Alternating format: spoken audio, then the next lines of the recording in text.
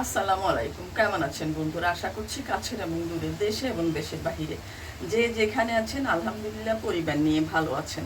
আল্লাহর রহমত এবং আপনাদের দোয়ায় আমিও পরিবার নিয়ে ভালো আছি। আজকের আয়োজনে আপনাদের জন্য নিয়ে এসেছি বাটার গার্লিক প্রনস রেসিপি। তাহলে চলুন দেখে নিই কীভাবে বাটার গার্লিক প্রনস রেসিপি তৈরি করব। বিসমিল্লাহ বলে শুরু করছি। এখানে আমি 250 গ্রাম চিংড়ি মাছ নিয়েছিলাম কাটাকুটির পর। এই 200 গ্রাম হয়েছে। আর খোসা ছাড়িয়ে নিয়েছি, লেজটা ফেলে দিইনি সুন্দরের জন্য, আর রকটা ফেলে দিয়েছি।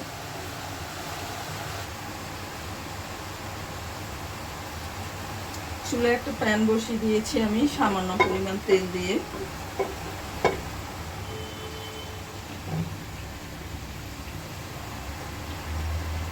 একদম গরম করে নিব আমি এখন।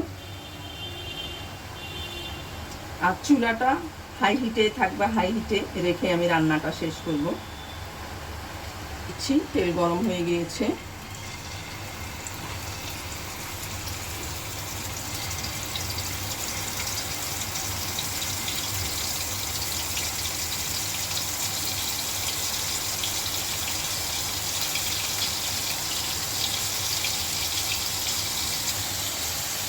এই অবস্থায় চিংড়ি মাছগুলো উল্টে দিব, এক পিঠ হয়ে গিয়েছে।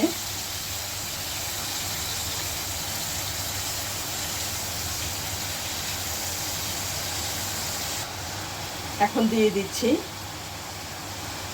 3 টেবিল চামচ রসুন কুচি। রসুনের পরিমাণটা একটু বেশি দিব। এখন রসুনটা চিংড়ি মাছের সাথে ভেজে নেব।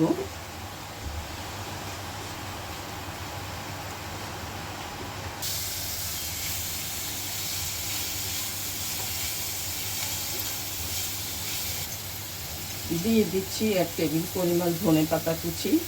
আপনারা পার্সলে থাকলে পার্সলেটাও দিতে পারেন।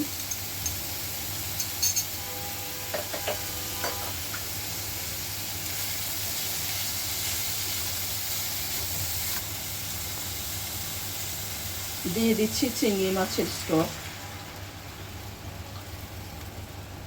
এটা আমি চিংড়ি মাছের মাথা দিয়ে করেছি। স্টকটাতে আমি একটু পেঁয়াজ কুচি দিয়েছি আর একটু সামান্য পরিমাণ তেল দিয়ে সিদ্ধ করে তারপরে আমি স্টকটা ছেঁকে নিয়েছি।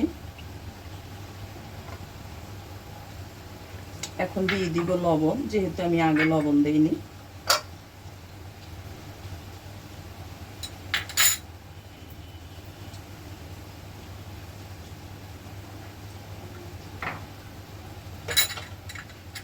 আর দিয়ে দিচ্ছি 2 টেবিল চামচ বাটার। বাটারটা আমি চুলার কাছে রেখেছিলাম, সেজন্য গলে গিয়েছে।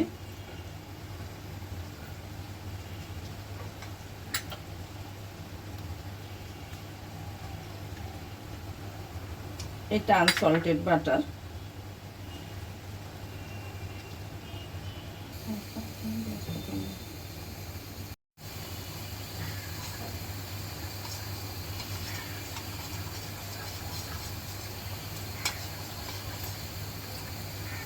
এবার দিয়ে দিচ্ছি কর্নফ্লাওয়ার।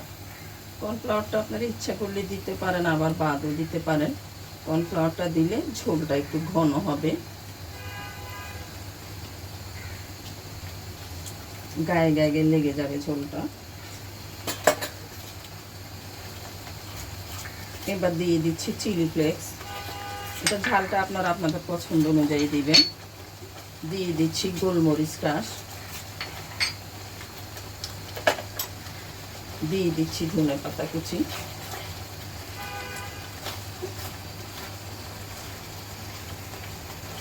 রান্নাটা একদম রেডি। আমি একটু ঝোলটা বেশি রেখেছি, এই ঝোলটা খেতে আমার কাছে খুবই ভালো লাগে। চুলাটা অফ করে রেখেছি। মনে রাখবেন সম্পূর্ণ রান্নাটা আমি হাই হিটে করেছি। এবার আমি পরিবেশন করে নিব।